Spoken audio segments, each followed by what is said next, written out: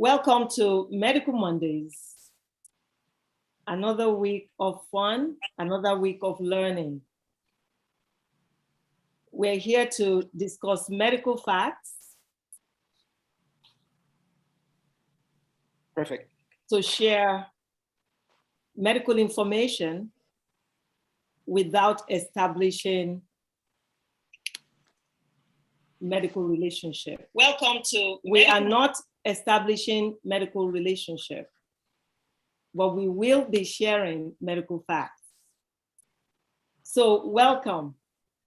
And tonight, I will be introducing one of us, an amazing man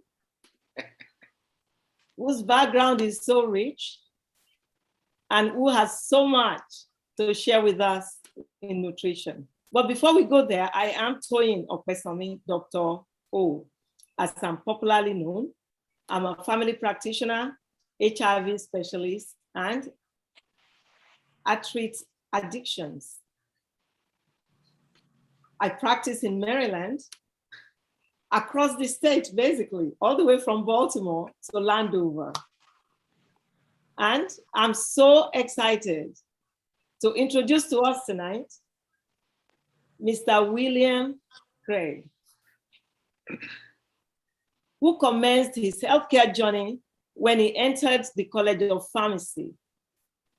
He was somewhat driven by curiosity, having a sibling who was a diabetic at a very early age and wondered about all the medications he had to take, including insulin. His graduation at the tail end of the Vietnam War, when soldiers, neighbors, and friends who he grew up with and went to school with returned with all sorts of addictions and injuries, pushed him into the path of pharmacological research, investigating drugs that would supposedly help and heal. His path took him eventually the naturopathic way. He accidentally bumped into the idea and subsequent field of nutrition, foods, and vitamins. They were and are means whose end was wellness. So tonight, even though he specialized in renal nutrition,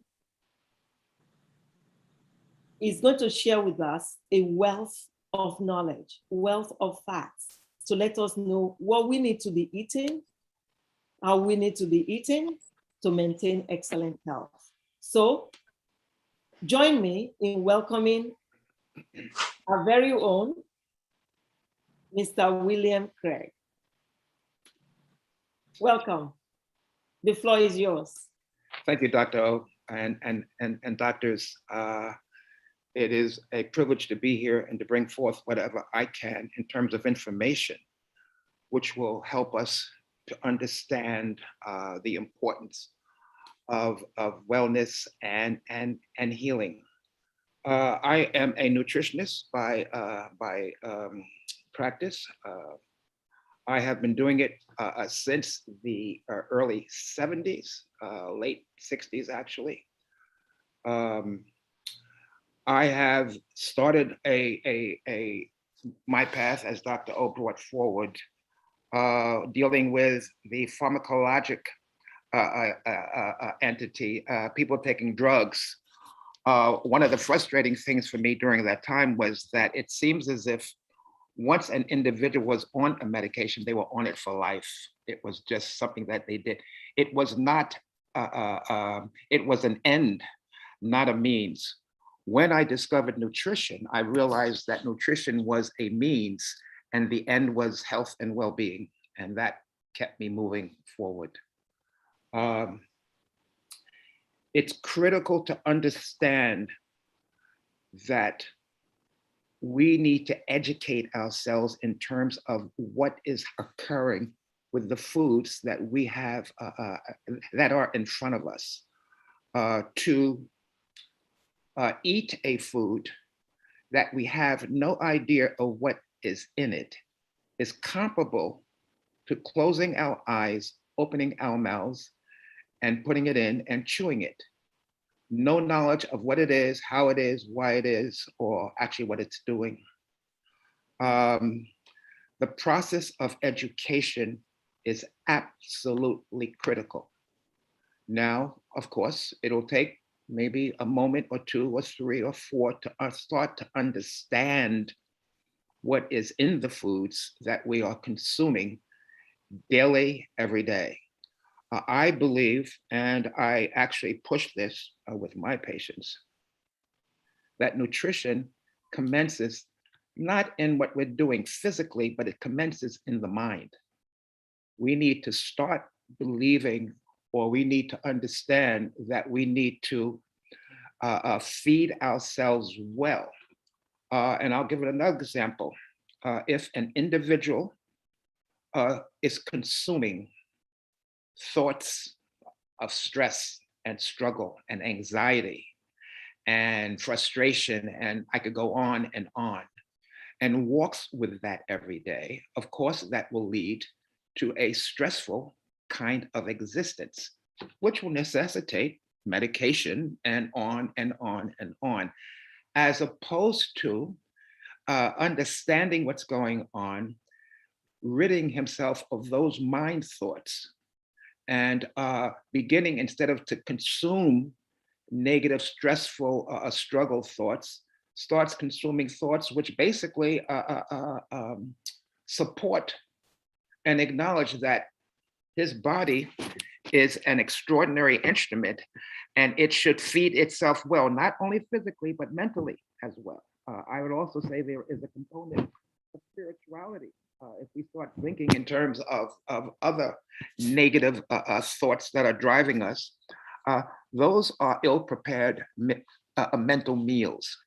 I will add that the person that feeds himself stressful thoughts will, like any other person who is feeding himself negative food items, will die. Stress is a disease, just like any other disease. Feed yourself wrong and you will, in the end, of course, suffer the consequences. Physically, we encounter different things. My learning has started some time ago, and I'll use an example again. There was a senior aunt that came to visit her niece, my grandmother. She'd come in, she was very eccentric. She'd come in with a bag of oranges. And they'd have a conversation. She'd sit as she'd offer the oranges, of course, and she'd sit. And as she's sitting there, I'm basically knee high to her at this point in time. She'd cut the oranges in quarters, and she would then scoop out the meat and give it to me. As a child, I just thought this was strange and didn't understand it, of course. But I loved her. She fed me the meat of the orange. And then she would then eat the pulp of the orange. And again, as a child, who knew? Years later, of course, I discovered that the richest and most nutritious part of the orange, of course, in addition to the vitamin C, is the pulp. For in the pulp is something we call bioflavonoids. Bioflavonoids help and aid the microvascular structure of our bodies, as in our eyes and our brain. I have since discovered that with other fruits as well that have a pulp a similarity to the orange.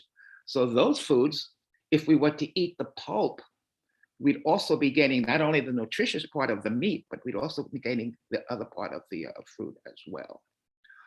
It is so important to begin to understand that there are foods out there which we need to realize are of tremendous service to us. And we need to actually, what we learn, we need to spread it across the board. One of the things I want to bring forward, last week's co-host with you spoke of hypertension at some point during the time.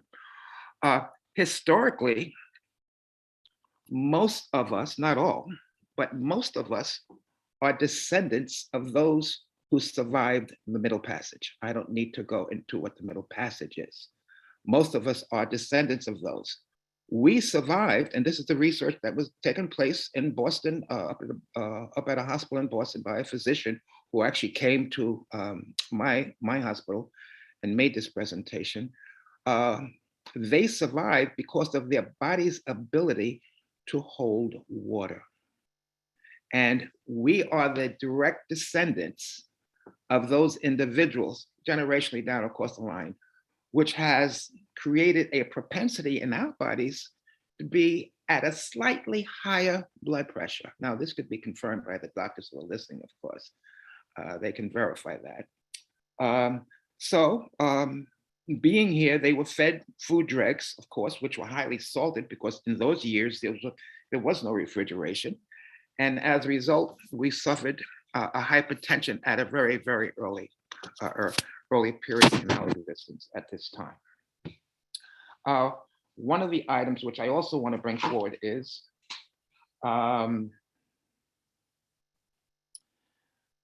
we need to understand when something is brought to us and it says organic or non-organic, do we totally understand the term? And I don't know if it's clear.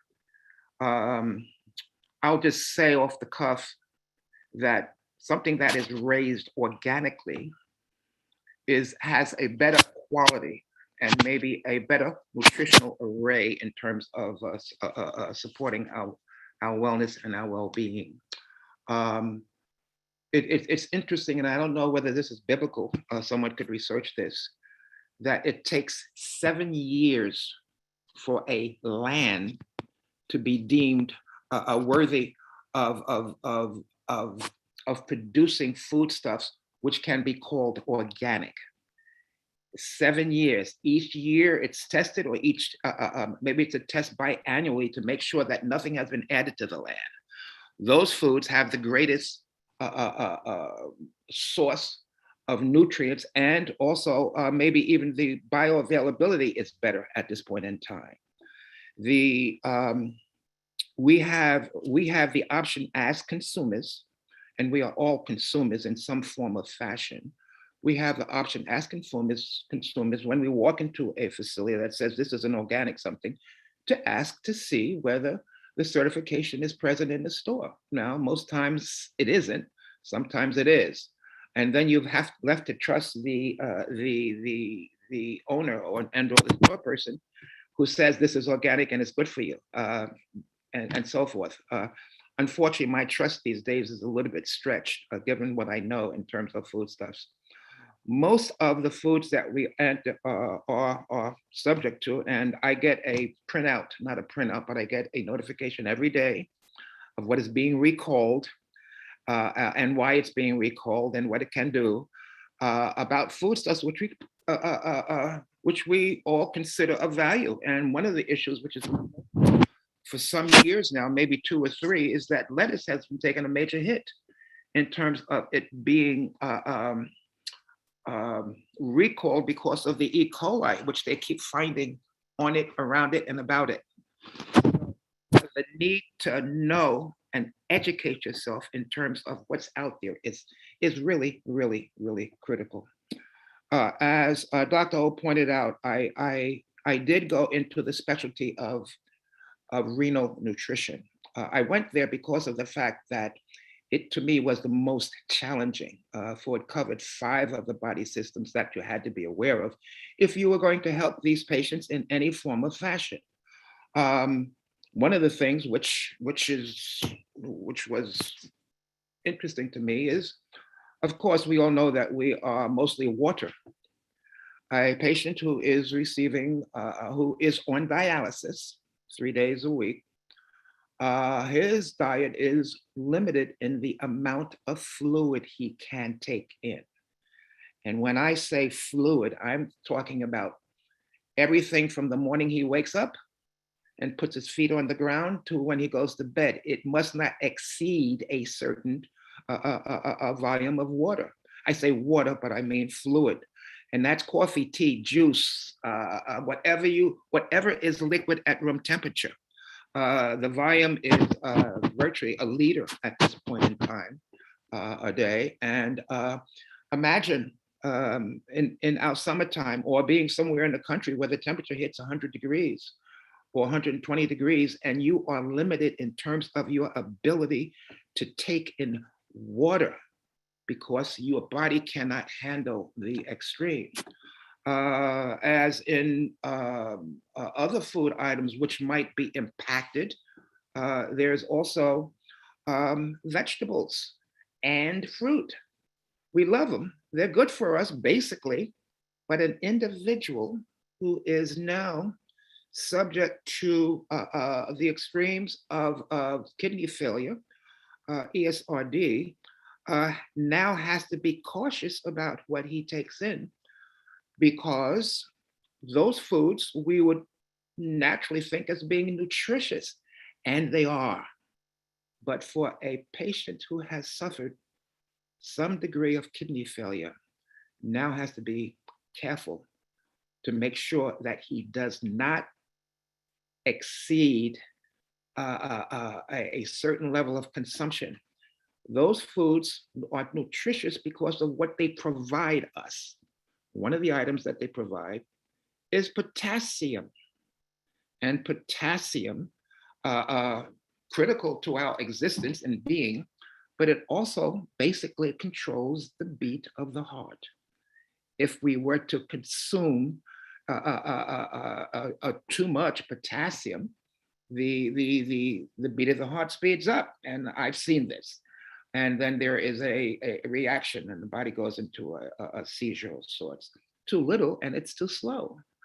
So again, something which we consider natural is for a person who has suffered some problem with kidney disease, has to watch out for his potassium.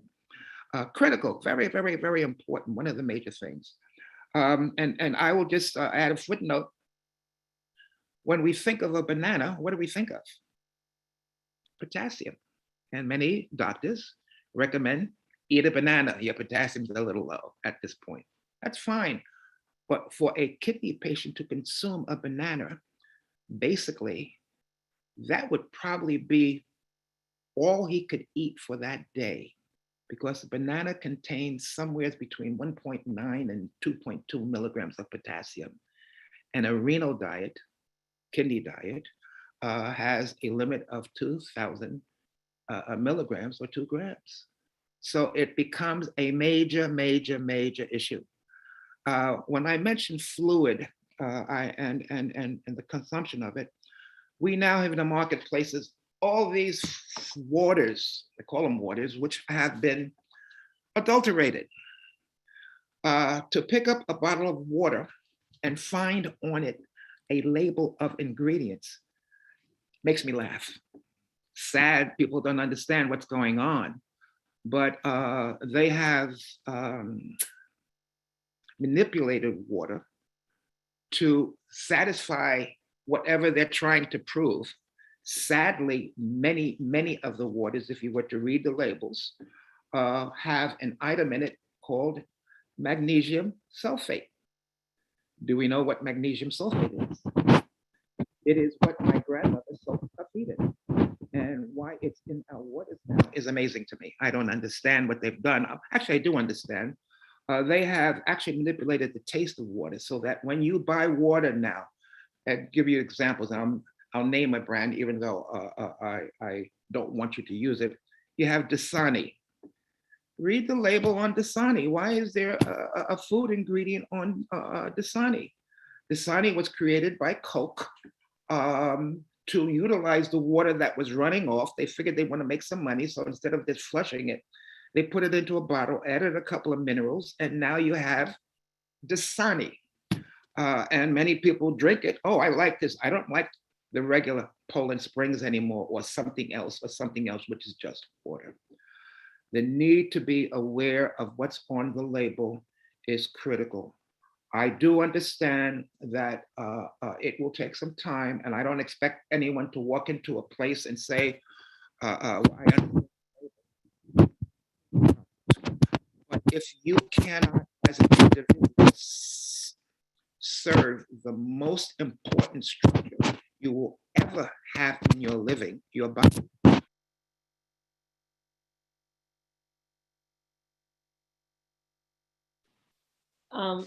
You are muted, Bill.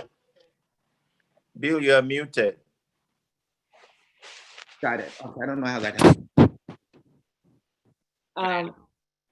And your movement is causing, some. It's causing it. Okay. One of the other items, which unfortunately is real, is many of the dried fruits that we eat. I love them, of course. But the reality is that so many of them have been sulfured. And I will even point out years ago, a very popular brand that raisins, and I'll say the Sun-Made raisin box had on it, delicious for you, et cetera, et cetera. And then in little print, it had sulfured. Sulfur is very deleterious to our joints. Those of us who are aching and walking in some level or some degree of discomfort should be aware that many of the dried fruits and dried vegetables have been sulfured. Another item which is very popular is sun-dried tomatoes. More often than not, they have been sulfured. Not unless the package that you're buying them in says unsulfured. I love apricots. If you were to go and get an apricot, some of the apricots are pretty in color, orange and just wonderful to look at. But a dried apricot with no chemical additives to it doesn't have the prettiness that say a Turkish apricot might have, because the Turkish apricots have been sulfured. So we need to understand, even in the bulk bins, when you go into a health food store and you see these fruits, they look pretty. No label on them, nothing at all. If you ask them, have these been sulfured? The clerks will look at you strange and wondering why you're asking that. And you understand that they don't know and you wish them well, but you don't eat that. You only buy things which say unsulfured to you. There was a actual incident, and I had to explain this. A diabetic patient of mine who has been fairly cognizant of what was to do, and reading labels, doing everything proper, sees in a store a juice that says no sugar added. And she's overjoyed. So she buys this bottle, of course, takes it home, consumes it at the proper time, test. Of course, she tests after every meal, which she should, and finds that her sugar has gone over 300. She's basically at about 350, 360. She is angry, frustrated, doesn't know where it came from. Eventually calls me. She comes in. I told her to bring the bottle. She brings the bottle. The bottle has, in broad letters, no sugar added. But just under it is a little fine print that says made from concentrate. Now, by law, those who are creating this product, the law says the last hand that touches it and puts something in it can fix the label. The label was made by the man who bottled the juice, and all he added was water. So he could say that there was no sugar added by his hand. Now, he's not adding sugar, he's adding water and QSing it to the normal volume that the bottle has. So the sugar is in the concentrate. We need to understand that. That's what they're doing. And it's real, it's very real. So at this point in time, you'll even see a bottle which might say 100% sugar, 10%. 10% of a liter is what? Okay. The rest is water and or water sugar. So the need to understand again, need to educate, to need to make yourself wise, and even maybe attend a class or two to learn about label reading is a critical factor at this point in time. We see fruits and vegetables. Are people aware that they need to peel the carrot?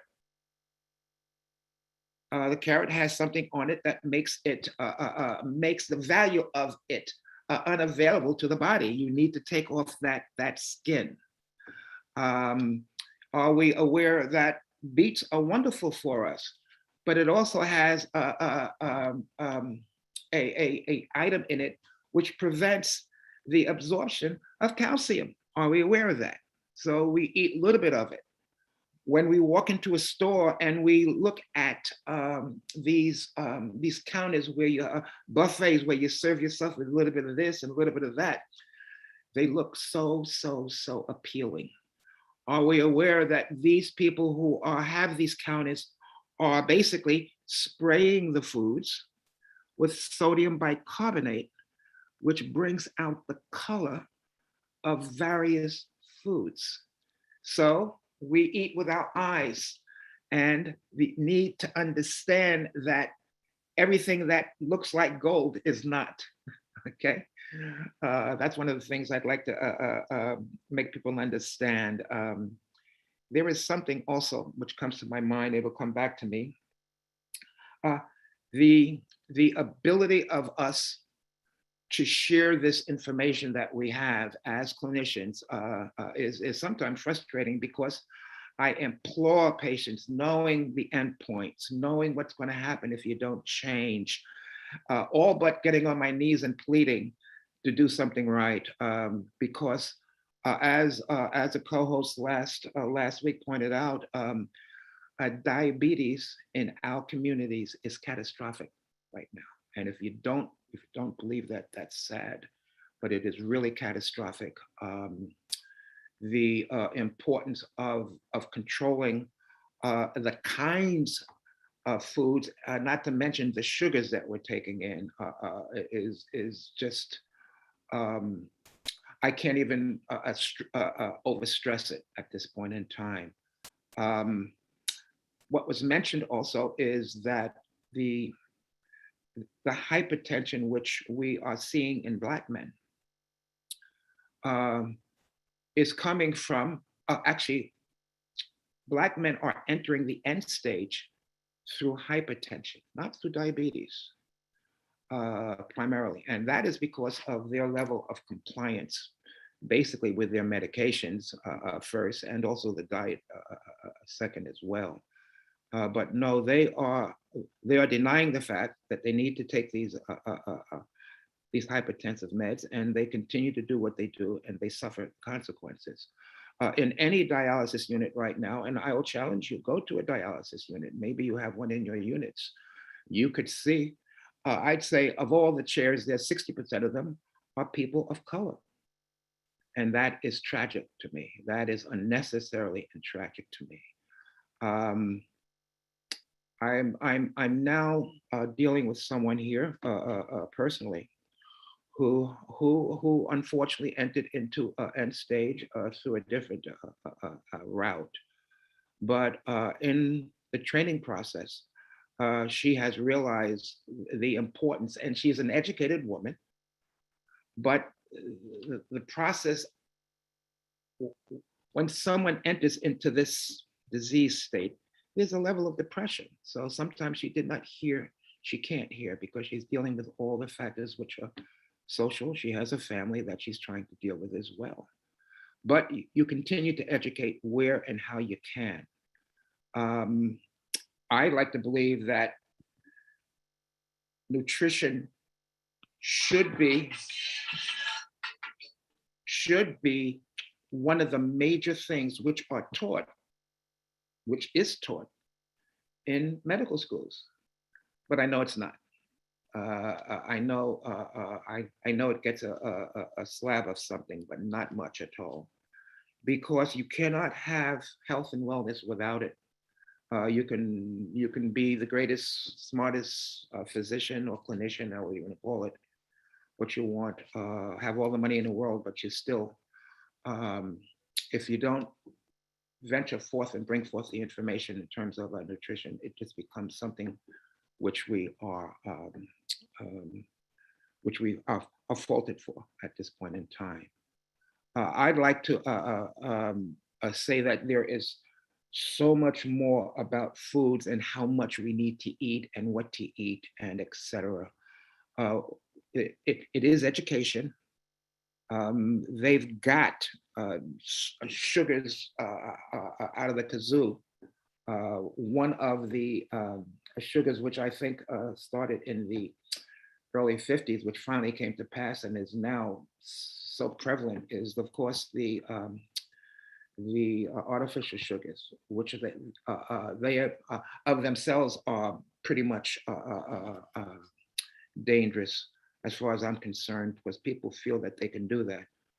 They can eat those now and not worry about it. One patient came to me. I was at the Friedman Diabetic Institute. One patient came into me, nice lady. I asked her what was going on. She said, "Well, you know, I have a headache. I have something going on." And she had put something like 9 packets of Splenda into a cup of tea. I couldn't understand. She said it wasn't sweet enough for her, so she did that. You educate where and when you can. So basically, what else can I tell you in terms of the importance of nutrition, Dr. O? I believe, of course, I'm speaking to the choir, as I know here. It is something that we need to understand, needs to be dealt with. I believe you and others see it firsthand and in your practices as you're encountering it. I don't know if you're encountering the level of I'll even say ignorance in terms of its importance and how they need to begin to pick the foods that they're eating. Of course, there is always a volume of foods that needs to be dealt with. You know, if someone sits down, as I pointed out, and eats a box of raisins, that's crazy. That, you know, at what point do we understand that enough is enough? Dr. Co-host from last week was dealing with that, and yes, I do understand that, you know, so many things go on. Diabetes is the number one reason why there are amputations. Diabetes is the number one reason why we have the diabetic eye going on in terms of that, in terms of blindness. There are issues coming out of that disease state. Do we just deal with it, or do we educate as we do deal with it? So it's something which is, as I pointed out, catastrophic. And wherever I can, however I can, I do speak to it. You spoke to that part of your history was addiction. In pharmacy school, I formed a group of us. One of the physicians has moved into private practice, where we traveled to school and we used live rats. And this was during the 60s and 70s, where we used live rats and demonstrated what various drugs, heroin, cocaine entities did to the rat, and we would inject them. And right before the eyes of the kids, and these were kids in usually a primary school, saw what happened to the animal, trying to deter or create a question in their minds about the use of different drugs. And we did that for a while. It was unfortunately, there was pushback from the parents. They thought it was too brutal. They'd rather have a child overconsume in terms of medication. But we did it for a while. In fact, we've been sponsored by Columbia. So, but no, the process of education continues at this point, and I just hope that some information which has been of value to everyone serves. There is, I haven't even begun to speak of the preservatives which are in the food at this point in time. Tremendous amount of preservatives everywhere. Why do we need to do that? Why do we need to eat foods which have been preserved? Are we so locked into a time and something else that we can't serve ourselves well? I think I pointed out last week, and I know this is albeit an extreme, but I had the opportunity at the Asian Studies in Colombia of attending a tea ceremony. It took 3 hours to make a cup of tea, albeit extreme, but it stressed the importance of who you're serving it to and the quality of the tea. If they can do that, can you not take the time to serve yourself well? There is an item which is now coming forth in this media thing where you now buy a stove, you buy packages, you stick the foods into the stove, you push a button and bingo, the food comes out. No idea what it is, you just do it now. Locked into convenience and time. Again, tragic. Again, tragic because people will think it's important to eat and run, and that's the worst thing we can do. So, what questions do you have that come forward? Any? Thank you so very much. Mm-hmm.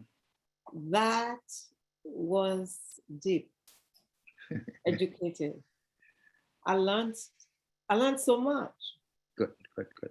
You talked about dried fruits and veggies. Mm-hmm. You talked about sun-dried tomatoes. Those are some of the things that a lot of people think are quite healthy.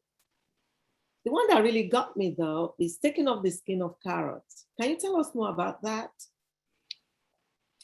There is and it's very important. Many foods in their regular state are wonderful.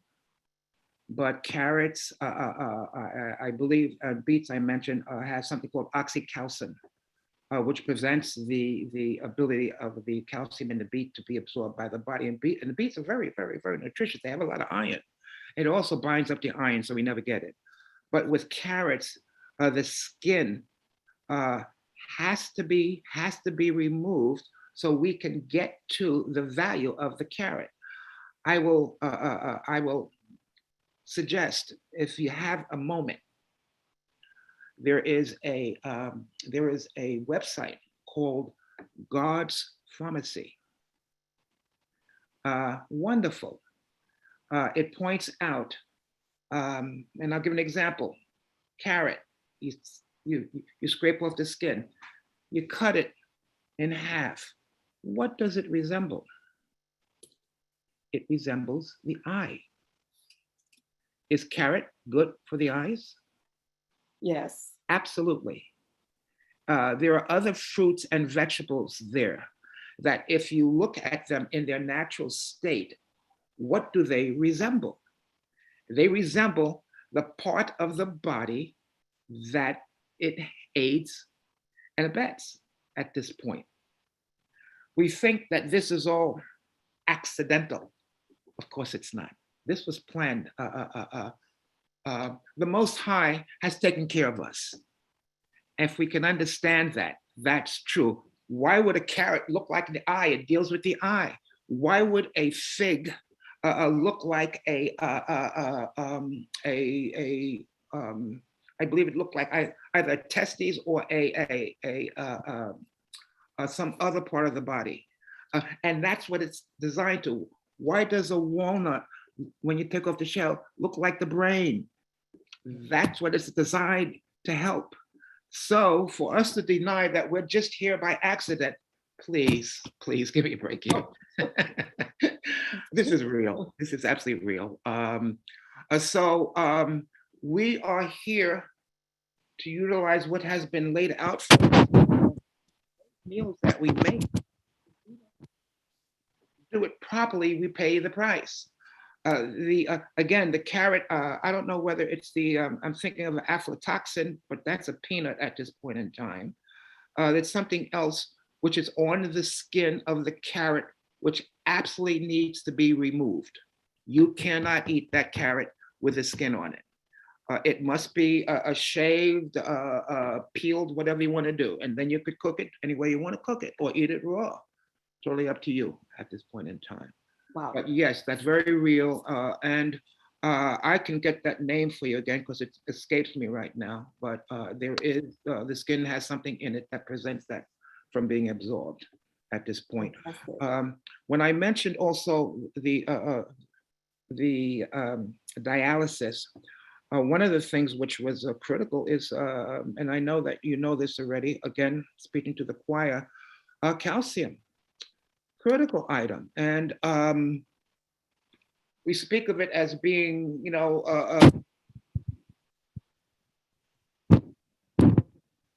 but calcium, for it to be effective, needs to be taken with magnesium. The ratio needs to do that. The calcium in milk, you know, there's controversy whether we should even be drinking milk in terms of the level of intolerance of it at this point in time. But, you know, is milk really milk anymore? No, it's not, truthfully. But we feed our kids and our children and our families that at this item. So we need to think twice about that. There are other milks out there. There are grass-fed milks, which are better, but they're much, much more expensive. Can the family afford that at this point in time? There is a need to understand, and I hear the confusion. It perturbs me tremendously. You know, of course, you know, technology and the kids doing these games and playing, they're not out playing ball or running or jumping. So there is a level of obesity. We can hear you. You can hear me? Yes, we can again. Okay, good. Much of the food has been robbed of an item called chromium, which is critical to the body in terms of commencing the process of satiety, so we don't overeat. But that's part and parcel of how we've raped the land in terms of its value and putting that chromium back in the foods where the foods are growing on it. So it's an entire cycle which we need to understand about. And it starts with the first step, truthfully. If you want to learn something, you have to start from the beginning. Mm-hmm. And you keep doing that. And each little bit you learn adds to something else. You can't learn everything, although I'm still learning, and I don't deny that. You know, so the process is real and it should be done all the time. Thank you. So take home, we have to take out the skin of carrots. Don't eat the skin of carrots. But I have a take on milk.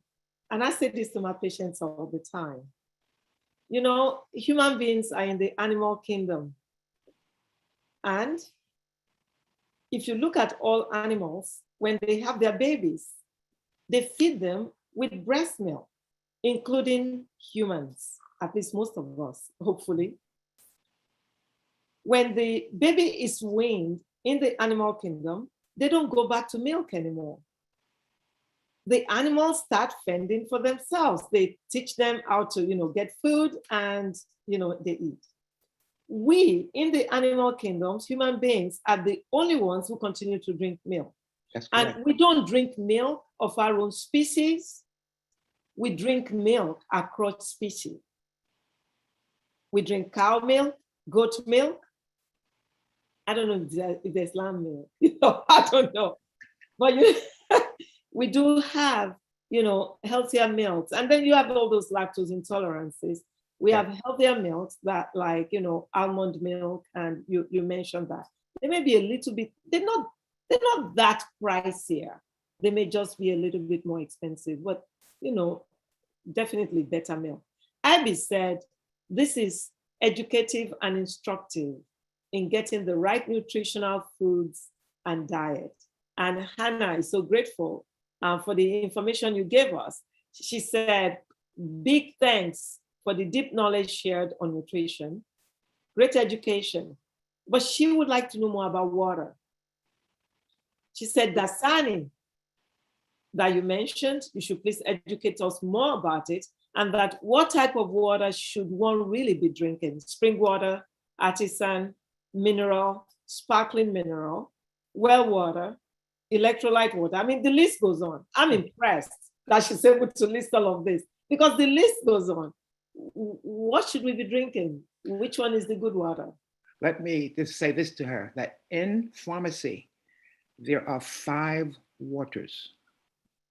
As a pharmacist who is compounding something, he has to make sure he's using the right water to make something, to make a preparation for a patient.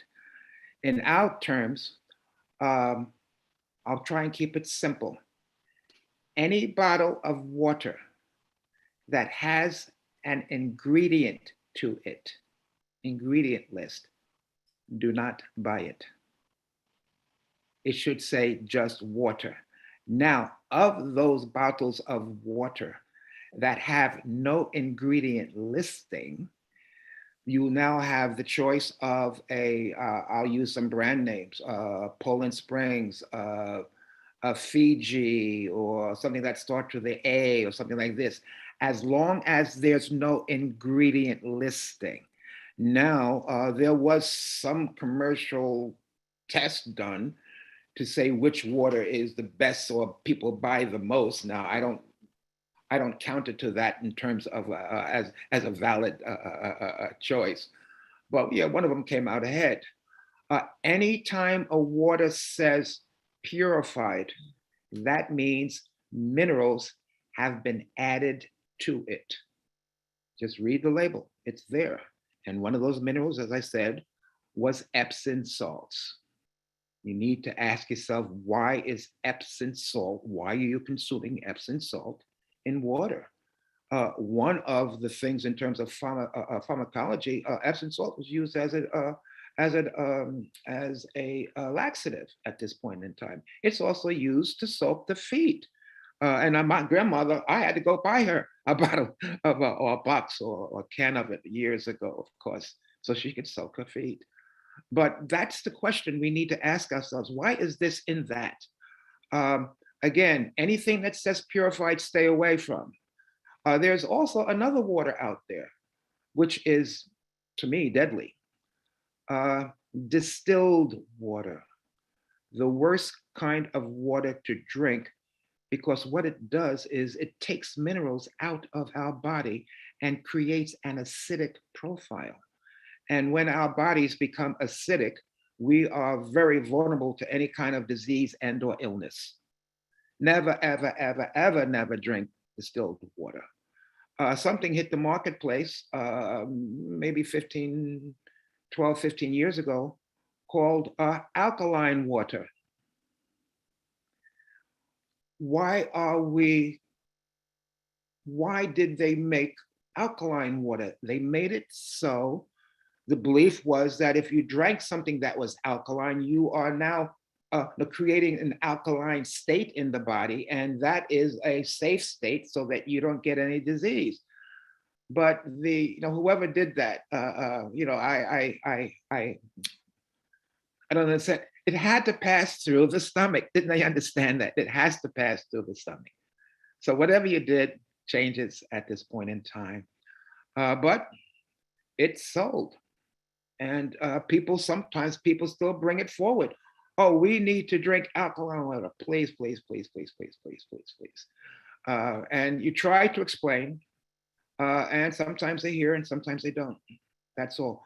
But in terms of the question, to be safe, water should not have an ingredient listing, period. Water should have, it should never say purified, period. And depending on what taste you prefer of the water will determine what bottle you buy, as long as it has those two things at this point. Very, very, very important, because basically we need to hydrate ourselves and let the body use that water to cleanse and and heal us. So it's very important. Truthfully, we don't drink enough water, and that's a fact. I don't know. You're in Maryland, you say, correct? Yes. Well, I'm in Alexandria, which is a slight distance away from you. Yes. Some states have been rated in terms of the quality of their water. Example, Pennsylvania, very hard water. When we say it's hard, it has a lot of calcium in it. Mm. Why is that? Why did they not do something with the water? But what can you say? The health system in Pennsylvania does what they want. That's why people in Pennsylvania, most of the private houses have to have water filters in the home to take out that calcium. Otherwise, people feel it in terms of plaquing, in terms of headaches, in terms of constipation, many things. So, but you find out along the way what's going on. Thank you. Dr. Jagbe, you have your hand raised, sir. Go ahead. Yeah, thank you, Bill. That was very excellent presentation. Yeah, just to add a little bit to the water discourse, one of the things that also came out probably about 2-3 years ago was the analysis of the pH of all the different bottled water, rating the waters, the different brands of water, just to see which ones are acidic and which ones are closest to the normal water to be drunk. What do you think about that? Are you aware of that kind of situation?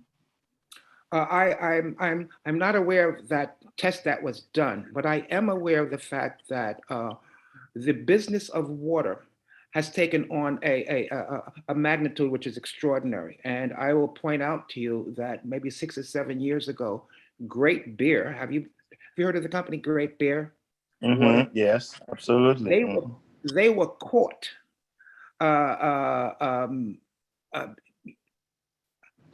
making water from a hose that was attached to a faucet, maybe 3 or 4 or 5 miles down the road. They were bottling water from a hose that was attached to a faucet that they were putting into their containers. They were caught. The business of money is now it's so lucrative that it challenges the moral structure in terms of what we're doing. People will claim that their water is excellent. I absolutely agree with you that if I could even locate that study in terms of the pH, I would never drink acidic water. I would never drink that. And if someone did that study, I'd like to see who did it and why, because I think people do things in terms of are profit driven as opposed to ethically and wellness at this point in time. But no, I absolutely agree with you. I don't support, I would rather consume water which is at the natural profile. I believe it's 7.1. Neutral pH. Yeah, neutral pH is ideal. pH of 7.8. Yeah, 7.1. So thank you for your comment. Yeah. The other thing that I want to say about water is that personally, I use the filtering system that has the pitcher. I don't know if you've seen the breather or pure. I'm very much aware of it. I'm aware of it. So I use that and I drink straight, filter the tap water to be able to drink it. I don't buy bottled water. I usually would not even, choose that. If I'm outside, I take my water with me in a thermos, thermos container. So anyway, that's just to add a little bit to the comment on water. No, I don't know what you think about the personal filtering or filtration system. I actually agree with the use of the breather. a system. You could use that. They even have a breeder system that will attach to your faucet. Your own faucet. Yes. You can do that. Right. Yeah. The key, the very key and important to those systems is that you make sure that your filter is changed regularly. Yes. And I'll give you an example again. I had the NSA filter system. They were doing road work on my block, on my street where I live. My filter should have lasted me 3 months. It ended. It clogged up in like a month and a half. And if I didn't realize that, then the filter was of no. The water thing was of no value at this point in time. There are extraordinary levels that we can go to in terms of getting these systems. What you can afford is fantastic. Breeder is a wonderful, it's affordable. You can do it. I don't know your schedule in terms of changing the filter, but you need to be aware of that at this point in time because it does work. I like the system. It's convenient. It works well. Yeah, let me tell you that they already fine-tuned the system. Okay. That it does have intrinsic monitoring system. Good. When you change the filter, you activate the monitor by pressing a button on the cover. It will change the color from red, the flashing light, to green. Good. And then it will count down from that point on in terms of how many times you fill the pitcher. Okay. And then when it starts changing to orange and then changes to red, you know it's time to change the filter. Good. So it's no longer guesswork. But many people use it without understanding how that monitoring system works. But that I think everyone should be, should avail themselves of the opportunity to drink something healthy. I generally don't drink straight from the tap water. In terms of just drinking without filtering, I use the Brita system. Fantastic. There's also the refrigerator filters, and they work the same way, which is fantastic. So here, Sister Daisy said, this is so informative and thought-provoking about foods we take for granted. Thank you. Thank you so much, Dr. Craig. Flo asked about the pH of water. I don't know, Flo, if you didn't have your questions answered completely or you're not that still clear, please raise your hand or ask further questions on the pH. But what they said on the bottom, that's my daughter, she said that they did the pH test for the water to help people know the levels of pH in different brands. So that is helpful, I believe, as we have heard, that we need to stick with the neutral instead of acidic or alkaline waters. Am I right, Dr. Craig? Absolutely. Absolutely. Okay, and the pH should be from 7 to like 7 points, maybe 7? 7.7, 7.4, somewhere in there. It should not exceed that at all in time. One of the things I want to not exceed what? 7.4? 7.4. I'd stick with between 7 and 7.4 myself, and that's what I look to do. I even have some of the strips to measure my water. So I could stick it in the water, see what's going on in terms of whether the strip turns blue or pink or whatever in terms of its acidity. So before you go on, somebody wants to know about the Illinois water. Is it good? Well, I don't have that test in front of me, and as you know, Illinois has taken a hit in terms of the lead in the water. I believe the state took a major hit, and has it been cleared up? I don't believe it has at this point in time. Nothing has come out in terms of the water is now good. The lead quality is down, and it's safe for us to drink. Well, that is serious because when we talk about lead, to get lead out of somebody's system, you have to chelate. So that is a huge thing there. But before, I don't want to go on. I have some Fola Shade. Oh my gosh, my sis Reagan. I go Reagan. Olasade, please go ahead and ask your question. Okay, thank you, Dr. Hall. Thank you, Dr. Craig. I'm not sure if I missed this because my phone was off for a while, but I wanted to ask about, I'm diabetic. Well, I don't like using the word I am, but anyway, I'm working on it. I want you to say something about berries, because somebody told me berries are very good because of their sugar content. Could you please confirm that, sir? Berries have sugar. We know that. They're sweet. We love them. They're fine. About berries. And this would be all the berries, blueberries, strawberries. Well, blackberries. Let's deal with the red. Actually,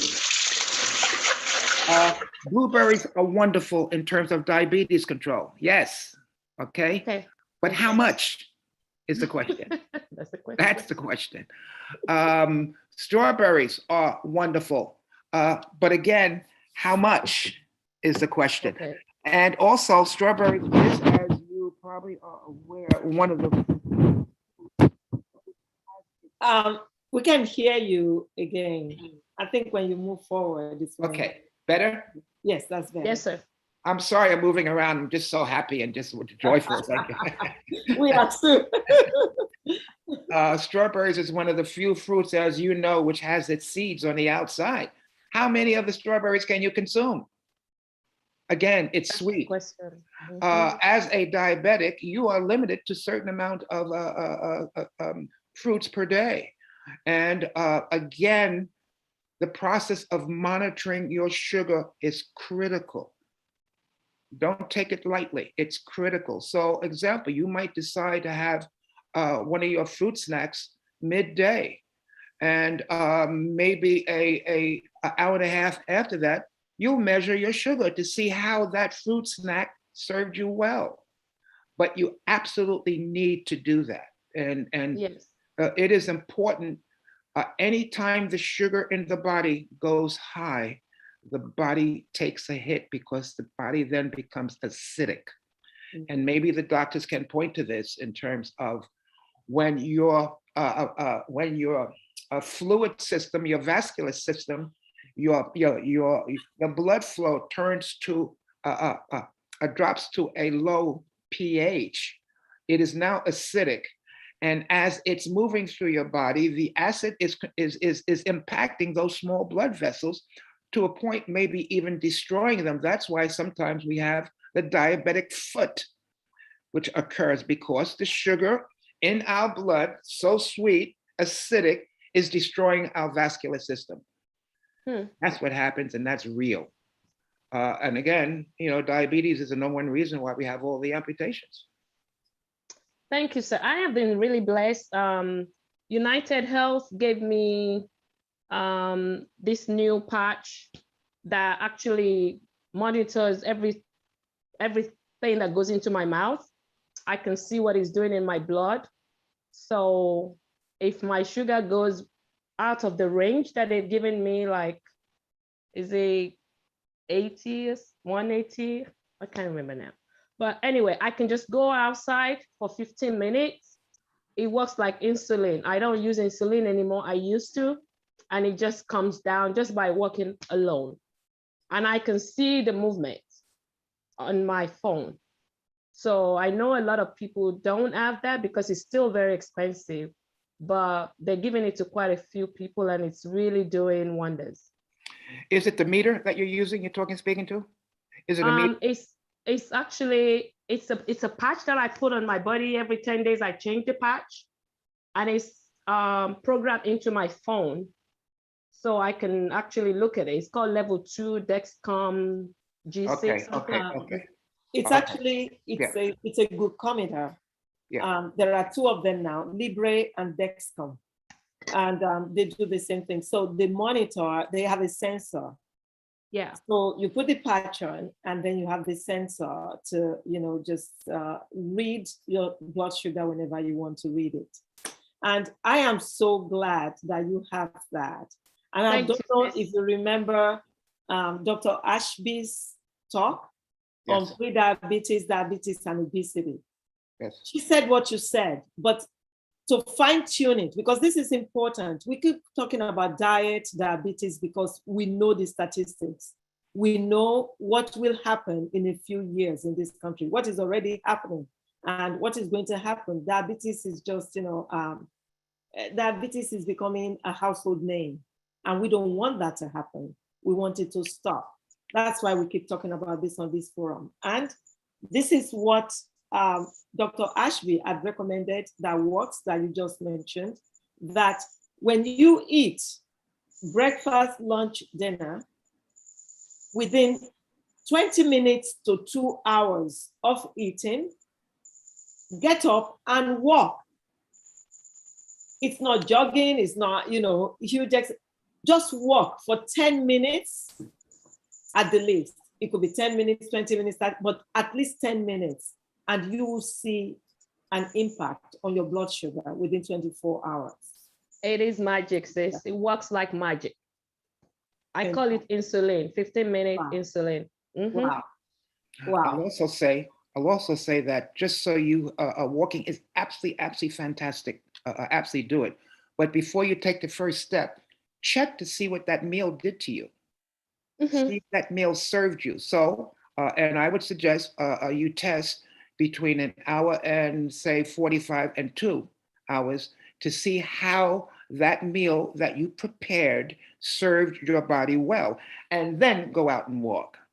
You will then change the quality of the meal so it doesn't push the blood sugar too high, and you'll still get the exercise as well. So it's killing two birds with one stone. But absolutely test. When you say the patch, is there a needle which enters breaks the skin, basically? Are you saying? Yeah, it's not it's kind of like a little thread. It's very tiny. I understand. And that is once in 10 days. Yeah. That stick is one every 10 days. I was trained on the Minute Maid in terms of the patch. Dexcom system, another Dexcom system, basically. So. And also, the other thing that I found out is I plan my meal. I just don't jump into what's available. I plan what I eat from morning till evening. I plan my meal. I make my meal. I know what works. So I've been using it now since May. I started wearing it since May, and it's unbelievable. Well, you look fantastic. You look fantastic. You look fantastic. I was going to say that. I was saving that for the last. You beat me to it. Oh, thank you. Yes. Thank you. I'll be 60 next year. Ooh, wow. Ooh. Wow. You are beautiful. You've always been. Thank you, sis. Yes. Thank you. I think diabetics is making me keep my figure. My mother was diabetic for 45 years. So most of my sisters, actually 3 sisters that I have from mom, we all are diabetic, and we're control. One of us is a pharmacist. So we kind of, talk to each other about how we're going to live longer. Excellent. Amen. Excellent. Yeah. Amen. Thank you. Excellent. Thank you so much. Thank you for that robust contribution. God bless you. Yeah. Thank you, sis. So Okpayemi Adewale said, thank you for the wonderful presentation. And she went back to the sodium bicarb issue. She said it's widely used as preservatives. Any side effects? And secondly, potash is being used also for cooking foods like meat or beans. What is the implication of this? So, sodium bicarb and potash. Many years ago, there is a disease, and the doctors can speak to this, called pellagra. Pellagra was something that impacted children, and they didn't know what was going on. It's basically dealing with the bones, I believe, in terms of impacting them. By accident, in the process of making a meal, and I believe it was in the Hispanic community, Latin Hispanic community, part of the ash from cooking the meal fell into the pot. And that ash provided or functioned like potash and prevented the problem of pellagra, which was devastating to the children in terms of that. Now, sodium bicarbonate, baking soda. We're talking about baking soda, basic here. That's what sodium bicarbonate is. Chemically, if you were to spray it onto something green, the green color would become vivid and just extraordinary. That's what it does. Baking soda we use every day if you're cooking different things. Now, baking soda, sodium bicarbonate. It's when it's, you know, I don't see, or I don't ever heard someone consuming so much bicarbonate, even though there are people who do something called pica. I don't know if you know what pica is. Pica is where someone has this, and it's interesting. It started in the South, deep South, where people would eat clay. Now they believe that there was a profound deficiency in terms of iron. That's why they were eating clay. But this pica now has spread out into sodium bicarbonate, soap powder, different things that people use to pica, where they're literally sitting down, listening, watching TV, doing whatever, has a box of something in their hand, and they're taking this out and eating it. It is an addiction. So maybe that's something which needs to be dealt with on that level, but it's also very dangerous depending on what they're using. We have seen it primarily in the Southern community, people of color, and I believe that's where it started. I even had someone who discharged herself from the hospital, went home, and to the north corner of her yard, she ate the dirt. But she self-discharged AMA just to get out to pica. Unbelievable. Maybe you can speak to the addictive process of it in terms of how it's just extraordinary. Thank you. Thank you. So I hope that answers that question. My sister Lillian said, thanks for all this useful information. I'm learning a whole lot. Water is life. That's how important this presentation is. She appreciates it. But then people reverted back to the filter. So there are a couple of questions on filters. Abby, my sister from London, she's from London, still awake. It's now after 1 a.m. in London. Says, how often should one change the filter? And Sister Daisy from South Carolina says, what are your thoughts about salt-based filtering systems? Then to follow that, so just to piggyback on that, because it's all one and the same, I'll be asked again, would you advise that one boil drinking water? Would that be safe? So, you know, if you can compare that to filtering also. The process, as Dr. Ajay spoke to in terms of the filter, he has a breeder system at this point, which is now technologically advanced, where it will notate when the water, when the filter is over clogged up and should be changed. If you don't have that kind of system, it is at best a guess, because you don't know what's happening with the water coming into your home through the pipes in the street and where it's coming from, etc. You don't know that. So to be safe, maybe you do it every 2 to 3 months, depending on the time of the year, because sometimes the time of the year has an important process with it. But truthfully, if you're guessing as to when to change it, I would suggest, as Dr. AJ spoke to, move up towards the more technologically advanced breeder system, which will allow you to do that. The question in terms coming out of England, what was that again? Yeah. Ivy, do you want to ask a question? She asked 2 questions on the filter, and if boiling water is a good choice, is a good option. Oh, absolutely. You know, I have you know, when I've traveled out of country, uncertain as to the quality of the water, I have opted to boil it. And I've been in the Caribbean and in small islands. I've been in South America, small islands. I've boiled the water for fear of catching something which would wreck my entire time for being there. So absolutely, boiling water does not change the nature of the water. It just purifies it in terms of bacteria. Now, again, also let's be honest. There are some bacteria which are equipped in a fashion where they can withstand certain kinds of heat, and I know that, and I believe you know that as well. But for the most part, absolutely, if you're in an area which is questionable, boil water for certain at this point in time. I will continue to do it when I leave the country and go someplace else, if I'm uncertain as to what's happening, and or buy bottled water. Thank you. So, First Lady Judith said, very, very awesome session. What do you think of the water you buy by the gallon that has gone through a reverse osmosis system?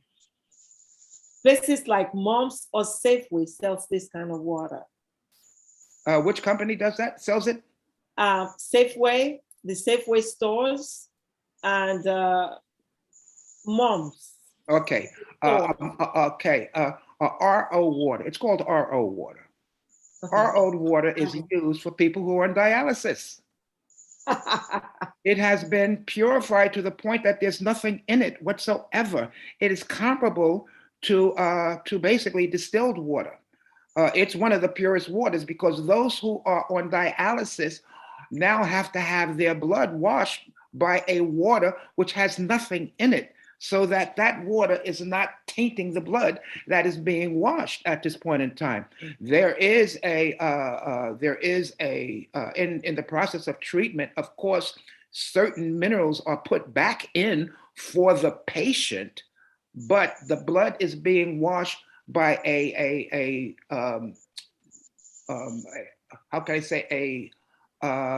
purified water that is really of no value. Do not drink RO water. It's comparable to distilled water because it's been cleaned of everything that's in it. And as RO is reverse osmosis, and these systems are extraordinary, absolutely extraordinary. Just to point out, there was a system that failed in Chicago maybe 7 years ago. 7 people died who were on dialysis because the RO water, one of the filters clogged and it went into bypass. Wow. Unbelievable. Wow. Thank you. So, Sister Vincentia Okran asked if it's good to boil your water and then filter it before drinking. She does that. Boiling and filtering. I'm curious as to why she's doing both. If you're boiling the water, you are killing the toxic entity which might be in it. Now, if there is sediment in the water that she's boiling, then yes, filter it. But I wouldn't boil water that has sediment in it first. I'd clean the sediment and then I'd boil it. Maybe the other way should be done as opposed to boiling and then filtering. Thank you. So, you talked about carrots, and someone has my heart here. Sister Tower said, should we remove the skin of most fruits because of pesticides? Should we maybe not limit it to carrots? Should we take it further? That's a wonderful question. This is where the organic idea comes into play. Most of the pesticides, unfortunately, are in the soil at this point in time. And yes, some of them are on the carrot as well, or on the foods as well. There is an item sold in the marketplace called BioPure. It's something that they sell for you to wash vegetables with, all vegetables, fruits, vegetables, everything, which supposedly eliminates the surface pesticide residues that are on the items. How effective that is, truthfully, I don't know, and I won't say that it's very effective. because some of the pesticides are oil-based. And you have an item, oil and water, the BioPure is water, and it's trying to take away this oil residue. In fact, I don't know, are people aware of this new legal thing that's going on right now in terms of paraquat? Has anyone heard of paraquat? No. People who have organic farms who are next to a regular farm. The regular farmer is using paraquat for his things, so the mites, the bugs, the different things do not destroy his crop. But that paraquat is then by wind and water moving over to the organic farm, and it's tainting the soil of the organic farm. Not only that, those who have worked in those farms where they've served paraquat now have a class action suit because it's basically a cancer-forming entity at this point. The importance of buying organic foods cannot be overstated.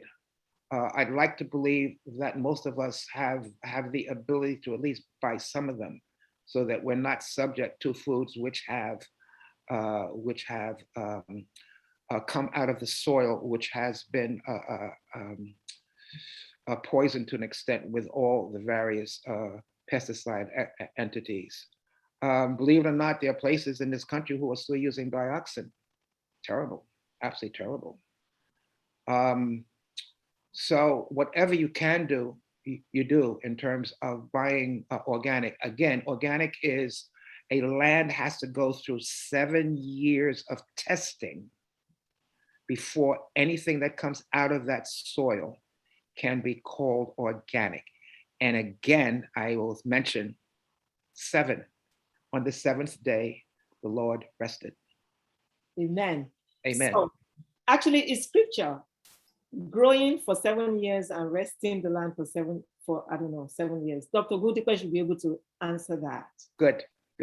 I probably messed that one up. But what about washing the fruits with baking soda or soap and sponge or vinegar?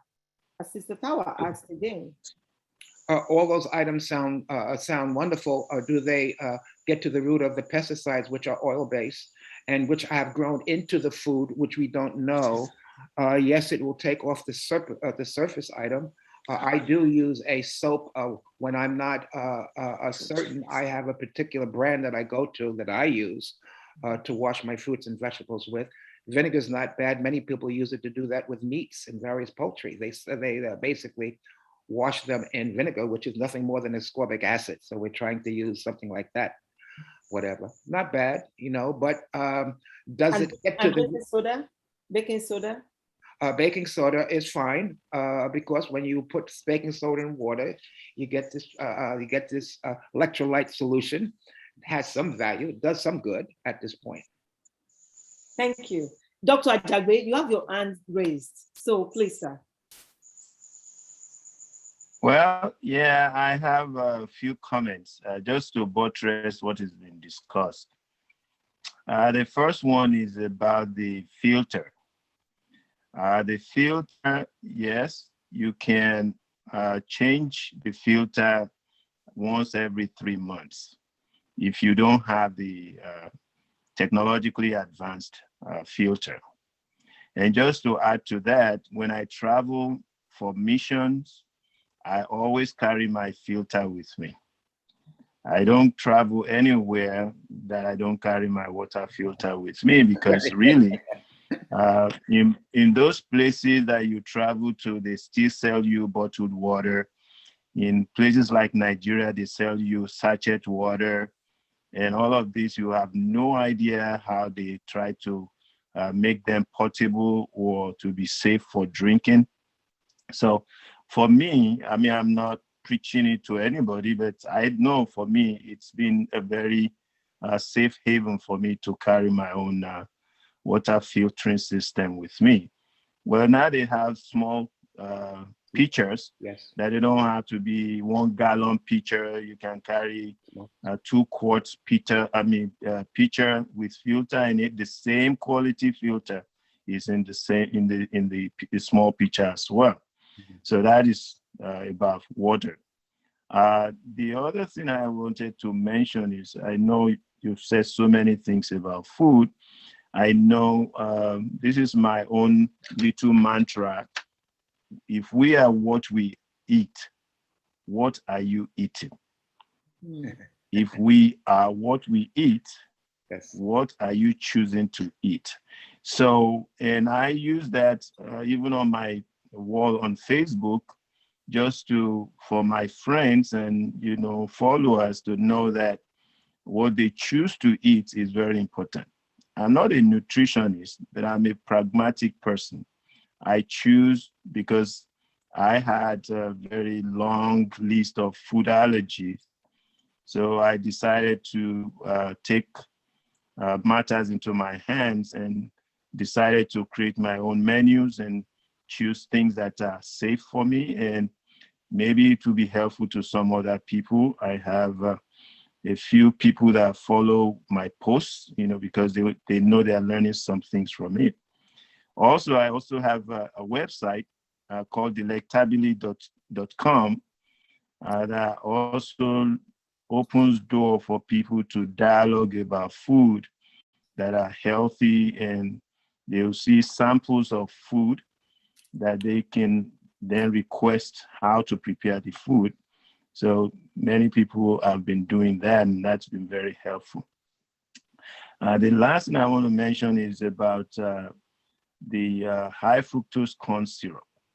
I know you mentioned it last week, and that is one of the areas that I've been telling people every opportunity I have also, that is one of the most dangerous food additives that can ever be brought into the market in the United States of America. And I know it has to do with money and lobbying and all of that stuff, which makes the lawmakers to turn blind eyes to such dangerous, addictive product that is fortifying every baked good and every juice and everything that is supposed to be sweetened.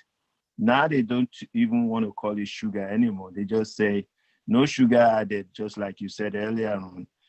And because initially they used to put high fructose corn syrup on their labels, but now they just put sugar.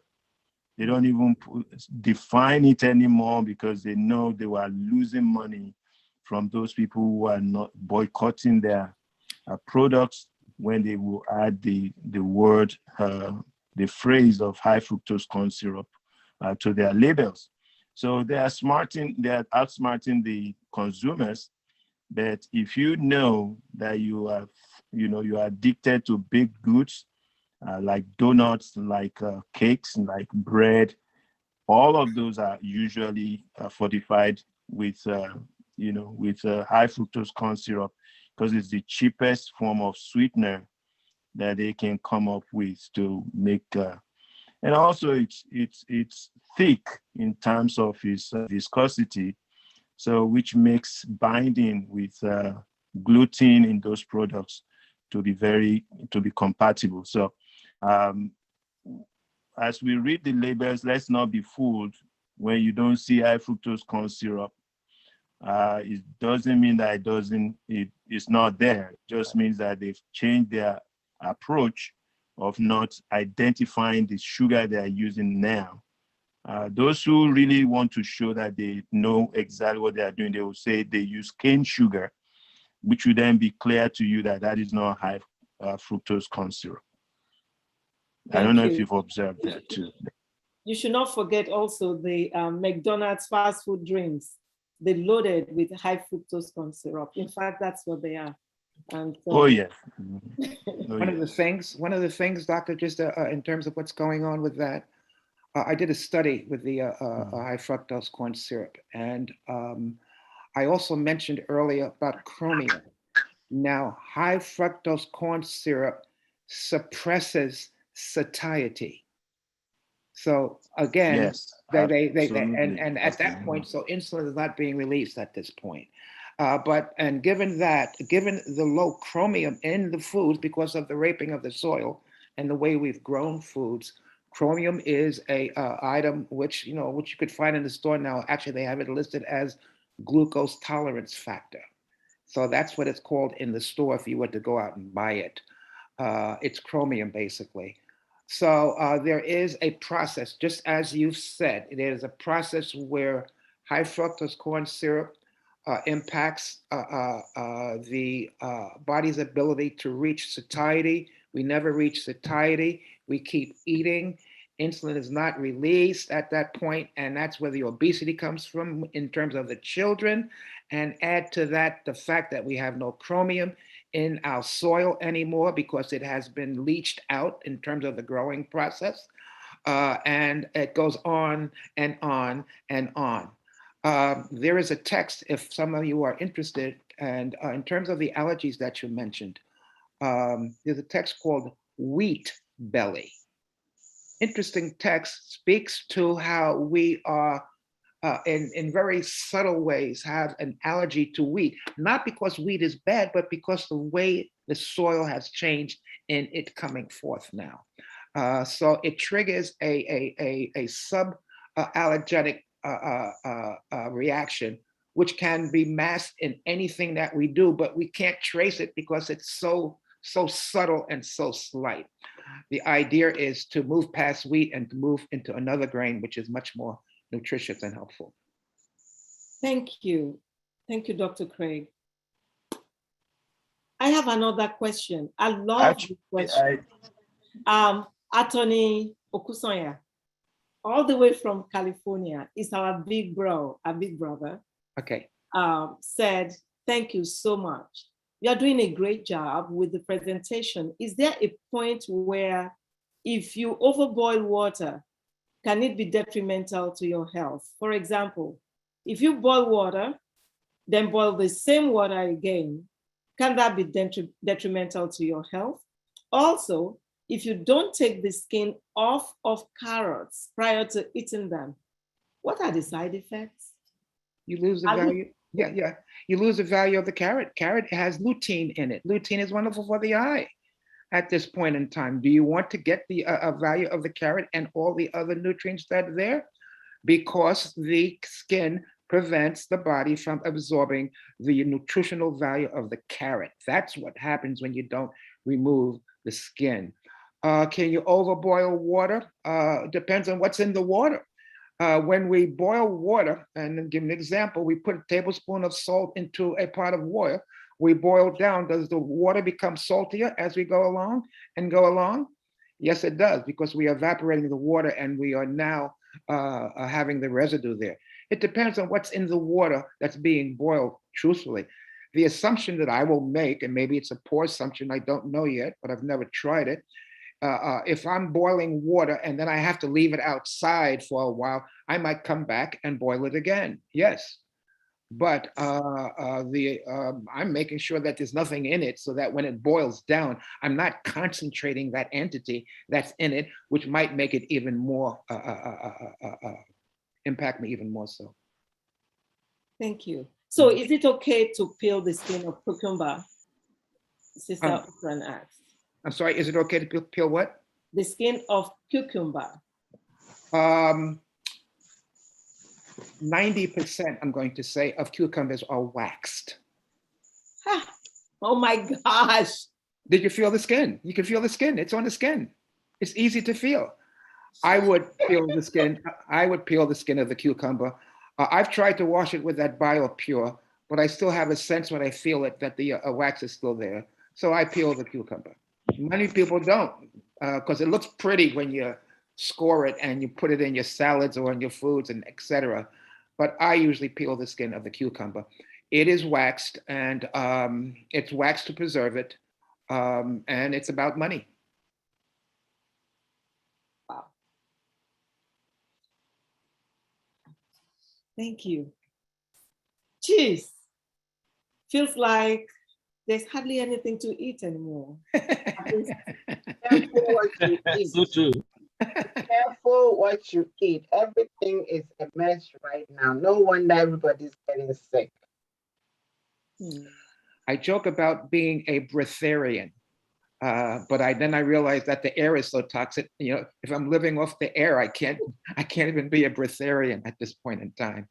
But no, it does require a sense and sensibility and knowledge when you buy foods. Look at it. You are serving the most precious entity you have. And as Doctor said, if you are what you eat, what are you eating, basically? Thank you. Thank you so much. You know, I feel like we are all loaded, but, you know, beautifully so, necessary, so loaded. I want to appreciate, you know, and I would always do that, my darling old sister, Andrea Harrison. She's on the forum tonight, and I say, hoo-hoo, because, you know, what she does for the community, for the people. She has the heart of a delegate for the people. She has done so much, and she's still doing so much in Prince George's County in Maryland. So please call her. Say hi to us. Sister Lara, are you there, man? Sister Lara is always there, always so faithful also. Good. So so many people, you know, I just want to say that tonight, our Medical Mondays moment,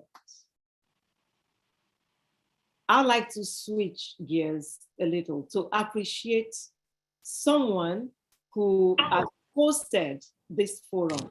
Yeah, Auntie Lara, I was calling on you, ma. No, I heard everything. I'm kind of depressed from all the news. Because it feel like there's really, I mean, if water is even bad, the soil have to be tilled 7 years. We can verify any of those. Even the things that are labeled organic when you go to the farmer's market, we don't know for sure.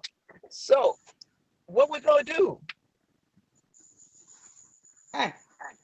Well, we'll keep reading labels. Maybe we'll become our own farmers soon. We can actually plant. No, seriously, we can plant on our decks. We can plant in our homes. We can plant our own food. I have friends here who do their own planting, their own vegetables, peppers, tomatoes. They do that. We can do that. I used to plant, you know, cucumbers and tomatoes, peppers when I was in Texas because I had the land as a resident when I was in residency. We can do that, and then we know what we're eating. I think that's where we may need to turn to eventually. Dr. O. Actually, I agree with you. Awesome. Yeah, Dr. Ajay. Dr. Oye has already mentioned to us that we can do farming regardless of land or no land. He says the old tie, the tie that we sometimes dispose of them, we can put them on the deck, put some soil in it, and we can make farm with that. So we can do our own farm. Let me also say that there are organizations which basically certify these places which are claiming to be organic now, and I believe they're in various centers of the country. In the Northeast Corridor, I know that the New England Organic Produce Company does certification. They might very well be able to list for you the farms that they have certified as being organic. I'm not certain of the southern tier. There might also be something comparable to the New England Organic Company, but there is a process of certification. Someone is providing that information. You can call that entity, find out if they've certified anybody in your neighborhood, in your area, and then you can then choose to use them or not. But someone is certifying these people. So we can locate that, you know, given the technology now, we can find out the company, the organization that does this certification for making something organic. Thank you. Andrea, I'm sorry. I'm going to put you on the spot because in her busy schedule, as presently delegates, she's chaired so many different committees, powerful woman, very busy. She still has a garden in this state of Maryland. Fabulous. She has, kindly unmute yourself and share with us. Yes, can you hear me, Dr. O? Yes, sis. Go ahead. Good evening, everyone, and thank you so much for this forum. And I just wanted to say I appreciate it. There's a lot of good information that came through this evening with peeling of the carrots. I mean, who would have thought? I mean, I usually do because the outside is kind of bitter, but who knew that it was actually detrimental, basically. So, and the purified water, of course, I was drinking a bottle of water when he started talking about it, and I read the label. I'm like, oh my goodness. But anyway, so yes, I'm in a community garden, and I have 2 garden plots. I'm a little tired of tomatoes right now. And I had so much squash that it was overwhelming. And so I'm trying to get my fall garden together. I've got down some leafy greens, basically, a couple of types of greens and some green beans that didn't seem to come up too well. But yes, it's my joy. It invigorates me, and it's actually quite relaxing. And so that's what I do. And Dr. O, I'm gonna bring you some peppers because I've got a refrigerator full. Please, I was just going to say that don't get overwhelmed with those squashes and peppers and all. Bring them my way. And ship them to California too. Oh, Auntie, you bet. Because they're organic. As soon as I'm getting them from her, I'm shipping them to you. Yeah, an eggplant, and I've got a little bit going on. So the next couple of days I'll be making putting up some jars of pasta sauce, of red sauce or something, making the pico de gallo something. I have plenty. Fantastic. But yeah, so thank you so much. And thank you. I think is it Dr. Craig? Is that correct? Yes. Thank you, Dr. Craig, for the information. It's, I would love to be able to sit down and do some more talking. We do have such a terrible, we're overwhelmed with diabetes in our community. I know that Dr. O sees a lot of people in her clinic. I mean, my husband is diabetic, and we're going through some of these things now just to make sure that we're trying that we have the right diet here in the house, and trying to do the right things. And so I appreciate it. Thank you. It is catastrophic. The disease is catastrophic. It is. Yes. Yeah. It is. Thank you. Thank you so very much. See, that's a challenge to us, though, that if our own majestic, powerful Andrea Harrison can have a farm and grow, it's a challenge to us all that we can do the same and eat better. Well, Andrea, remember, I'll be calling on you for, those extras. And until we need a medical Monday on farming in your own yard. That's what we need. Okay. That would be excellent. That would be excellent. We will do that. We bring the farmers on and we will learn some tips. Yes. I Nice. That is. Nice. I don't know what to do with it. I'm in Dallas, so please, I would love to participate in that. Okay. I would love to know how to do anything on the farm. Fantastic. And you have the good weather to do it too. Yeah. So this brings us to our Medical Mondays moment.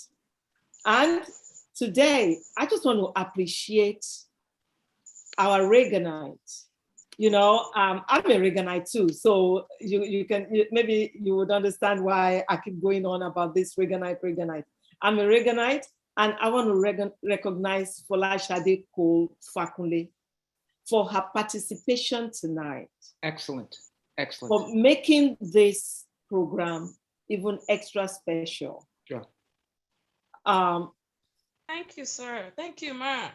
Thank you for sharing. Yes, so tonight you will be getting a Medical Mondays Amazon gift card. Oh, sis, thank you. Oh, thank you so much. Oh my goodness. Thank you for your participation. Thank you for making it so rich. Thank you. We appreciate it. And you know what? Those personal stories always touch souls. You never know who you have spoken to tonight. Oh. And so we appreciate you. Thank you. Thank you, sis. I just want us to appreciate also Dr. William Craig. Has this been awesome or not?